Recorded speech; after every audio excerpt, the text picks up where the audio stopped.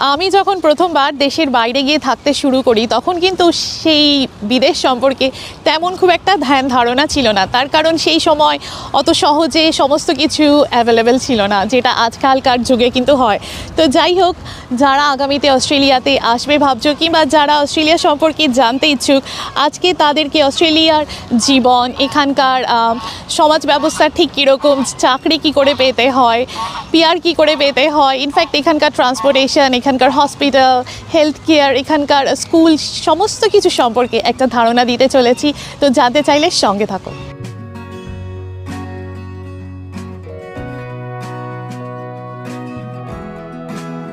জীবন ধারণের জন্য রোজগার ভীষণই গুরুত্বপূর্ণ। অস্ট্রেলিয়াতে কি কাজ করব, কেমন ইনকাম হবে, খুব স্বাভাবিকভাবেই যাওয়ার আগেই প্রশ্নগুলি মাথায় আসে। সত্যি কথা বলতে, অস্ট্রেলিয়াতে থাকাকালীন কেউ যদি কাজ করতে চায় তাহলে এদেশে কাজের অভাব নেই, সব সেক্টরেই জব অপরচুনিটি রয়েছে। অভাব হলো এই দেশে কাজের জন্য দক্ষ ও যোগ্য লোকের। তাই এসে কেউ যদি কাজ খোঁজে, কাজ সে পেয়েই যাবে।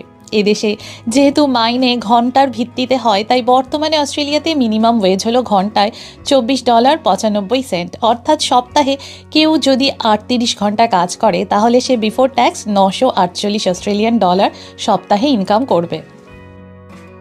আমরা যখনই চেনা পরিবেশ ছেড়ে অচেনা পরিবেশে নতুন জায়গায় যাই, খুব স্বাভাবিকভাবেই চেনা পরিচিত রোজকার সেই পছন্দের খাবারগুলি সেখানে আদৌ পাবো কি না, গিয়ে কি খাবো সেগুলো নিয়ে নিজের এবং প্রিয়জনদের মধ্যে একটা দুশ্চিন্তা হয়। অস্ট্রেলিয়া যেহেতু ভীষণই মাল্টিকালচারাল, সারা পৃথিবীর বিভিন্ন দেশ থেকে লোকে এসে এখানে বসবাস করে, তাই অস্ট্রেলিয়ানদের নিজস্ব খাবার দাবার ছাড়াও Indian, Japanese, Vietnamese, Chinese, Turkish, Italian, Mexican, মানে সব রকমের খাবার, ভেজ এবং নন ভেজ এখানে পাওয়া যায়। আমাদের অতি পরিচিত দেশীয় জিনিসপত্রের জন্য ইন্ডিয়ান এবং বাংলাদেশি মুদি দোকান এই দেশের প্রতিটা বড় শহরেই রয়েছে। এছাড়া এখানকার যে নামি দামি সুপার মার্কেটগুলি রয়েছে সেখানেও দেশি মশলাপাতি সহজেই পাওয়া যায়। এই দেশে বিভিন্ন জায়গায় উইকেন্ডে হাট বসে, সেখানে চাষি এবং ছোট ব্যবসায়ীরা চাহিদা অনুযায়ী সুপারমার্কেটের তুলনায় খুব কম দামে বিভিন্ন ধরনের জিনিসপত্র, এমনকি দেশীয় ফল, শাক, সবজি এনে বিক্রি করে। তাই দুশ্চিন্তা করার কোনো কারণ নেই। নতুন দেশে এসে মাথা গোজার একটা আস্তানা থাকাটা অত্যন্ত আবশ্যক। যারা নতুন আসে এই দেশে তারা সাধারণত বাড়ি ভাড়া নিয়েই থাকে। বাড়ি ভাড়া বলতে ইন্ডিভিজুয়াল বাড়ি হতে পারে কিংবা কোনো ইউনিট, টাউন হাউস, অ্যাপার্টমেন্ট বা ফ্ল্যাটও হতে পারে।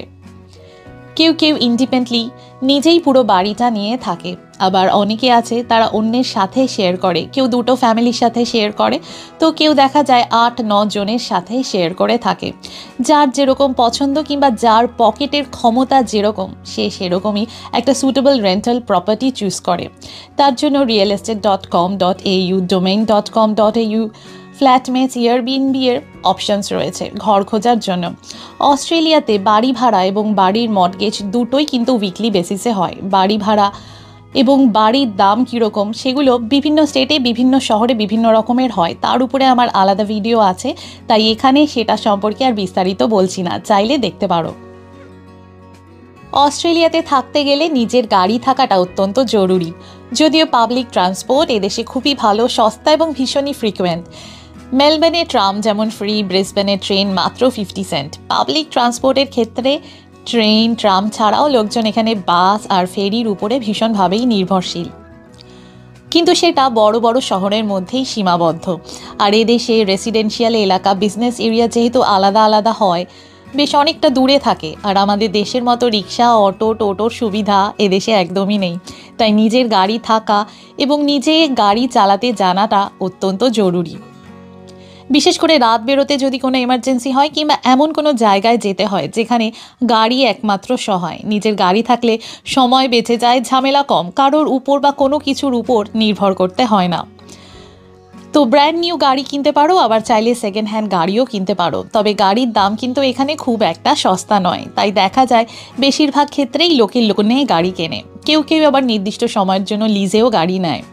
আমাদের দেশের মতো এখানে সাধারণত কেউ ড্রাইভার রাখে না, নিজের গাড়ি নিজেই চালায়। তাই বলবো অস্ট্রেলিয়াতে আসার আগে গাড়ি চালানো শিখে এসো, না আসলে এখানে আসার পর অবশ্যই শিখে নিও। অস্ট্রেলিয়াতে যারাই আসে তাদের বেশিরভাগেরই ইচ্ছা থাকে পিআর পাওয়ার, এই দেশে স্থায়ী হওয়ার। তবে এসে যে কোনো কাজ করলেই কিন্তু অস্ট্রেলিয়াতে স্থায়ী হওয়া যায় না। স্কিলড অকুপেশন লিস্টে যে পেশাগুলি আছে সেই বিষয়ে কমপক্ষে 2 বছর যারা অস্ট্রেলিয়াতে হায়ার স্টাডিজ করে তারা, কিংবা অস্ট্রেলিয়ার বাইরে থেকেও যে বিভিন্ন স্কিল ভিসা যেমন সাবক্লাস 189, 190, 491, 186, 482 ইত্যাদি ভিসার মাধ্যমেও পিআরের জন্য অ্যাপ্লাই করলে পিআর পাওয়া যায়।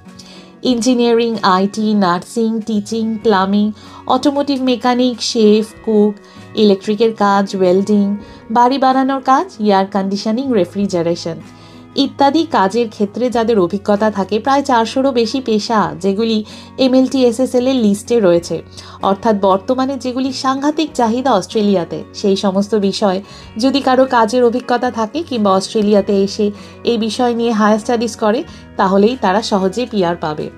আর পিআর আবেদন করার পর সেটা পেতে সেই টাইম ফ্রেম নির্ভর করে অ্যাপ্লিকেশন টাইপ আর সাবক্লাসের উপরে। সাধারণত সব কিছু ঠিকঠাক থাকলে 8-9 মাস থেকে 2 বছর পর্যন্ত সময় লাগে, তবে এর বেশিও সময় লাগতে পারে, সেটা নির্ভর করে কেস টু কেস। অস্ট্রেলিয়াতে কেউ যদি ফ্যামিলি নিয়ে এসে থাকে তাহলে বাচ্চার এডুকেশন নিয়ে চিন্তা ভাবনা করাটা খুবই স্বাভাবিক। একদম ছোট বাচ্চাদের জন্য থাকে ডে কেয়ার, কিন্ডারগার্টেন, যেখানে ফিস দিতে হয়। এছাড়া থাকে স্টেট স্কুল বা সরকারি স্কুল এবং প্রাইভেট বা বেসরকারি স্কুল।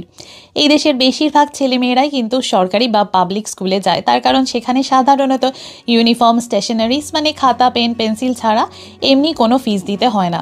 এবং পড়াশোনার মান সরকারি স্কুলেও কিন্তু বেসরকারি স্কুলের মতোই উন্নত, পরিকাঠামো যথেষ্ট ভালো।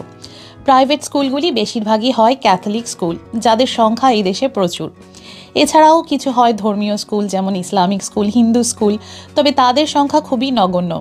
ইউনিভার্সিটির ক্ষেত্রেও তাই, প্রাইভেট এবং গভর্নমেন্ট ইউনিভার্সিটি রয়েছে। এই দেশে বর্তমানে মোট 43টা ইউনিভার্সিটি আছে, তার মধ্যে বেশিরভাগই বিশ্বের 100টা সেরা ইউনিভার্সিটির তালিকায় রয়েছে। কাজে বুঝতেই পারছো পড়াশোনার মান অস্ট্রেলিয়াতে যথেষ্টই উন্নত। আর তাই প্রতি বছর দেখা যায় সারা পৃথিবী থেকে প্রচুর ছেলে মেয়ে অস্ট্রেলিয়াতে হায়ার স্টাডিজ করতে আসে। স্বাস্থ্যই সম্পদ, এই কথার মর্ম খুব ভালোভাবে বোঝা যায় যখন কেউ অসুস্থ হয়। অস্ট্রেলিয়ার স্বাস্থ্য ব্যবস্থা যথেষ্ট উন্নত। স্টুডেন্টদের ক্ষেত্রে ওভারসিজ হেলথ কাভার বা হেলথ ইন্স্যুরেন্স থাকতেই হবে। ট্যুরিস্টদের ক্ষেত্রে ট্রাভেল ইন্স্যুরেন্স থাকতে হবে। আমাদের দেশের মতো অস্ট্রেলিয়াতেও সরকারি ও বেসরকারি হসপিটাল আছে। এই দেশের প্রতিটা নাগরিক ও পার্মানেন্ট রেসিডেন্টদের দেওয়া হয় মেডিকেয়ার কার্ড, যেটা হলো এক রকমের মেডিকেল ইন্স্যুরেন্স। ডাক্তার দেখাতে হলে এই কার্ড আগে দেখাতে হয়। এখানে কেউ অসুস্থ হলে আগে অ্যাপয়েন্টমেন্ট নিয়ে জিপির কাছে যেতে হয়। ওষুধ খেয়ে না সারলে জিপি রেফার করলে তখন স্পেশালিস্টের কাছে যেতে হয়। এদেশে ওভার দ্য কাউন্টার জ্বর, সর্দি, কাশির ওষুধ পাওয়া যায়, যার দাম খুব একটা বেশি হয় না, তবে প্রেসক্রাইবড মেডিসিনের দাম যথেষ্টই বেশি, যদিও গভর্নমেন্ট কিছু কিছু ওষুধের দাম রেগুলেট করে রেখেছে। এনিওয়ে, এই বিষয়ে বিস্তারিত জানতে হলে এর উপরেও আমার আলাদা ভিডিও আছে। আশা করি একটু হলেও তোমাদেরকে এই অস্ট্রেলিয়ার জীবন সম্পর্কে একটা ধারণা দিতে পেরেছি। যাই হোক, আমার সাথে অস্ট্রেলিয়া ঘুরতে হলে, অস্ট্রেলিয়া আরও দেখতে হলে, জানতে হলে সঙ্গে অবশ্যই থেকো। সবাই খুব ভালো থেকো। আজ এখানেই শেষ করছি। আমি ডক্টর তৃষা। খুব শিগগিরই দেখা হচ্ছে অস্ট্রেলিয়ার উপরে নতুন আরেকটা ভ্লগে। তারা